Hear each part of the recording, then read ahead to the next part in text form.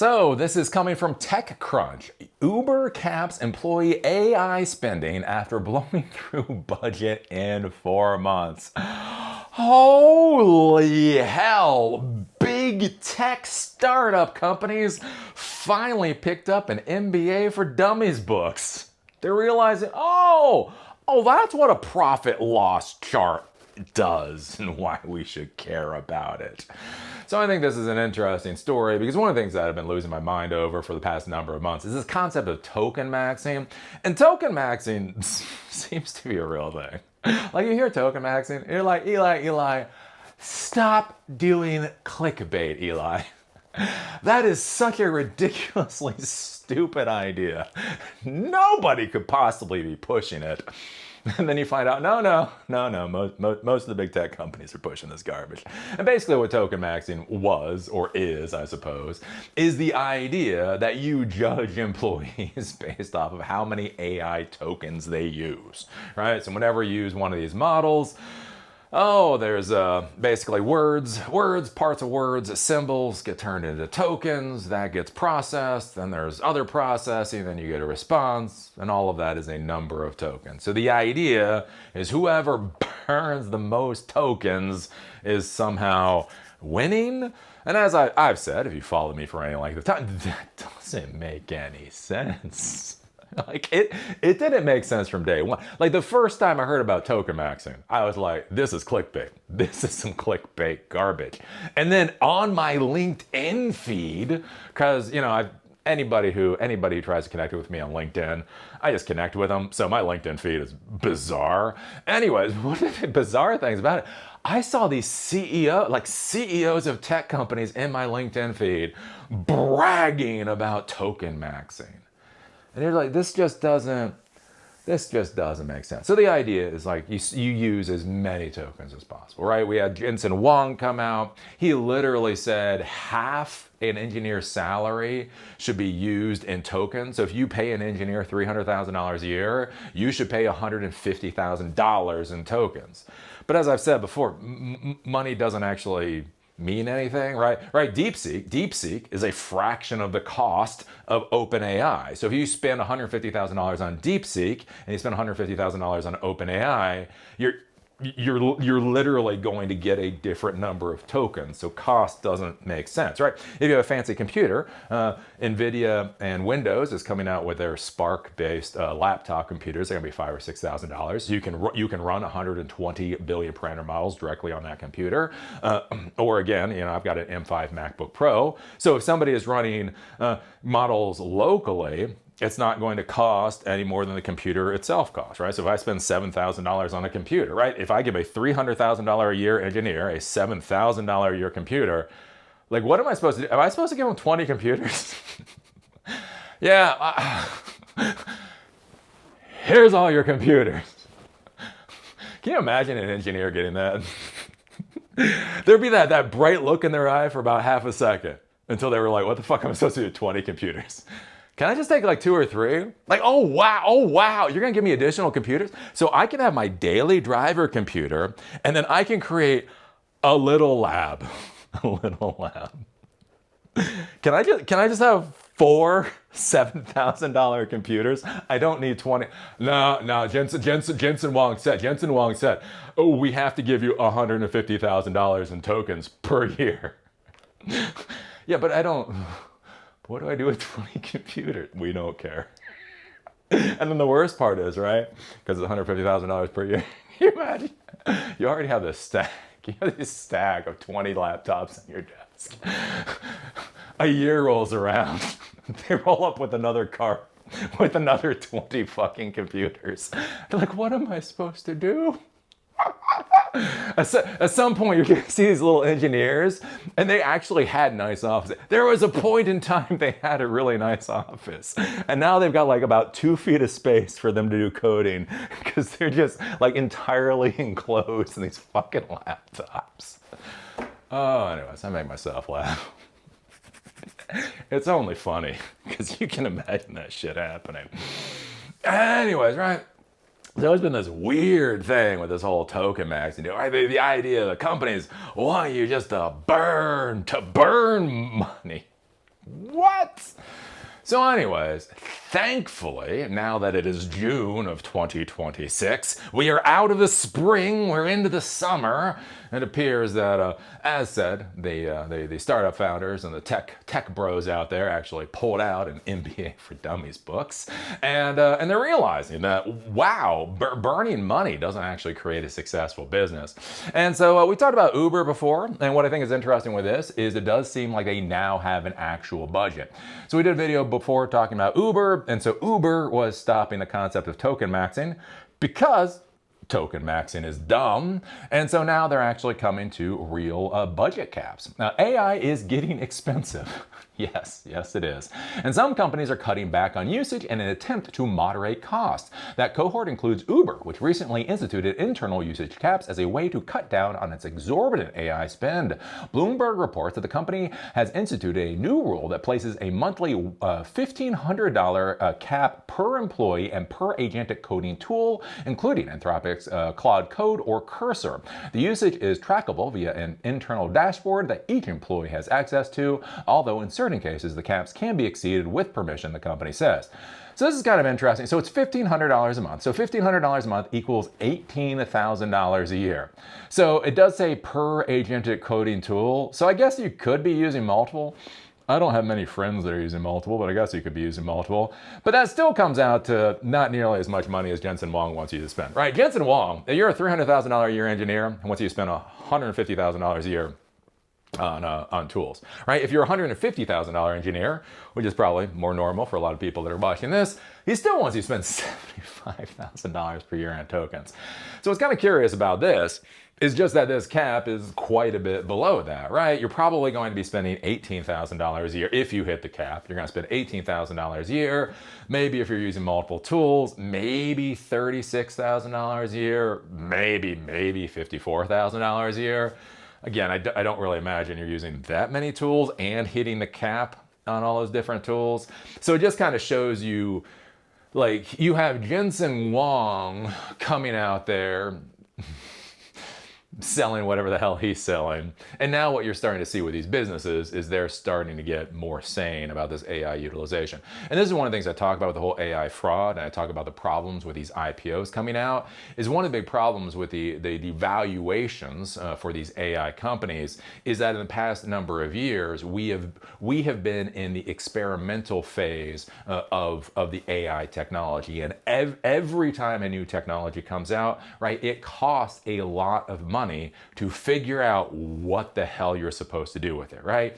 You buy one product, you fully deploy one product, you find out that's crap, you rip that product out. I remember I worked for one corporation, and oh my golly, one day I went to like one of these back warehouses, and I shit you not, there was millions of dollars of hardware sitting in this warehouse. I'm just like poking this stuff. I'm like, why the hell do you have these millions of dollars? And they're like, oh yeah, well, we tried that, it was crap. So we ripped it out and then we put in the new stuff. We really like the new stuff. We don't know what to do with the old stuff though. But think about that, right? Again, I think this was like, that company had like a lot of telephone systems and some of the other, because it was a big corporation. It was like telephone, like hundreds of thousands of dollars of telephone equipment plus some other stuff out there that was there. Again, millions of dollars of equipment.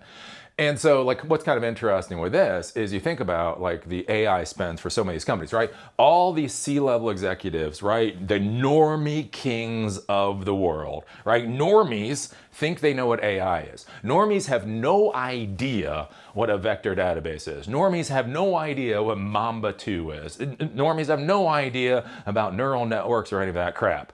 But they do understand artificial intelligence. That's they know. Anyway, so you have these normie kings out there, CEOs, right? King o' the normies, who obviously know what AI is, and they've been throwing so much money at this idiocy of AI. Again, they're not throwing money at neural networks. They're not throwing money at models. They're not throwing money at vector databases. They're throwing money at AI. And so the issue is now that they've thrown all this money at AI, realizing that might not be a great idea. Now we're starting to see things get pulled back in.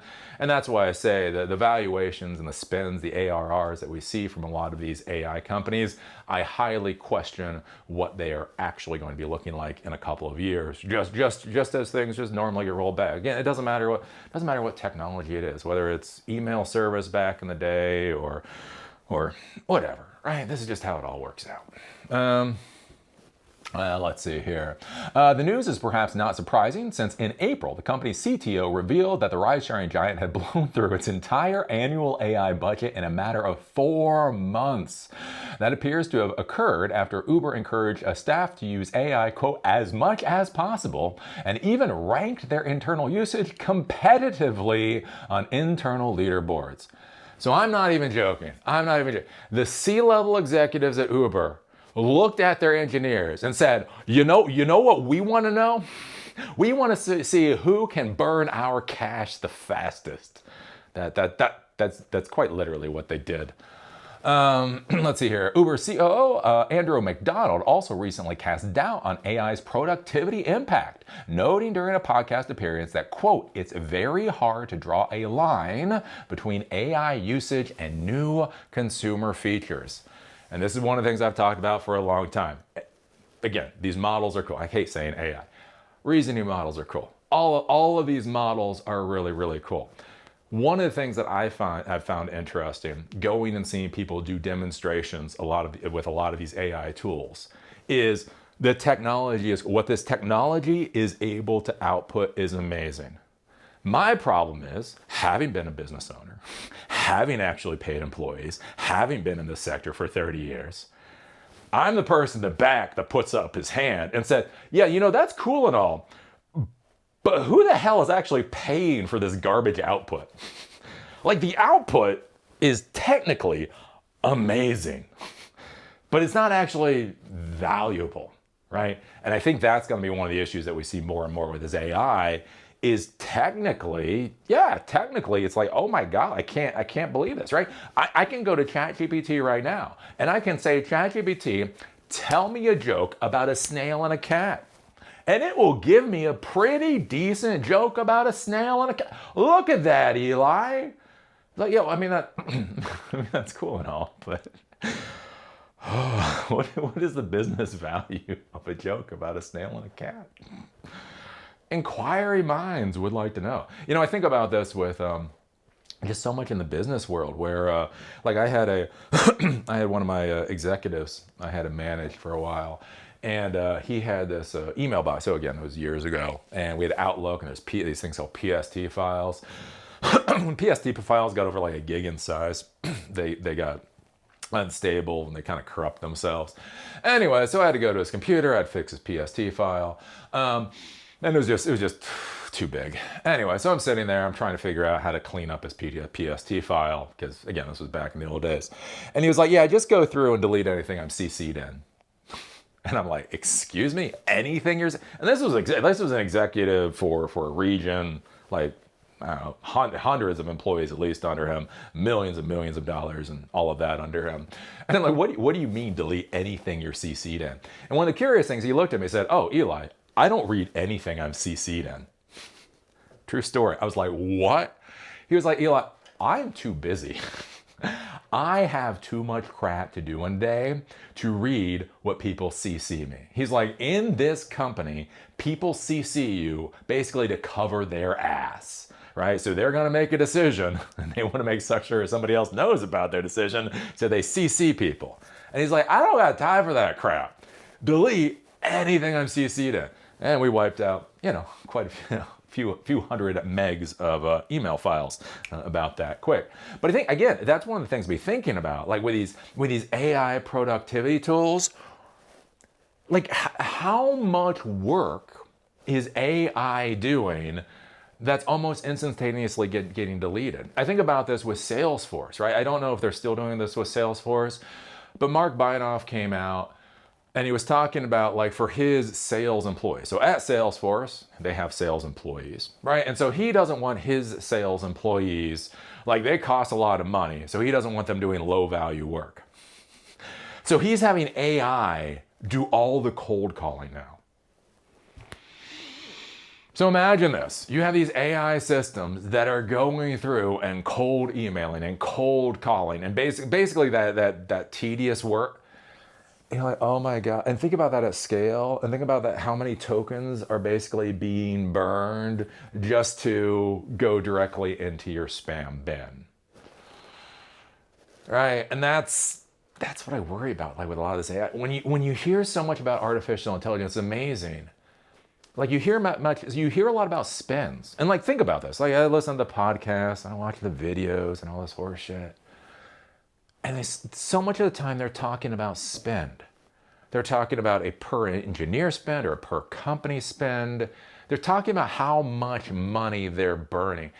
If you listen to these people, one of the things I'm truly shocked by is how little they're actually talking about the problems getting solved.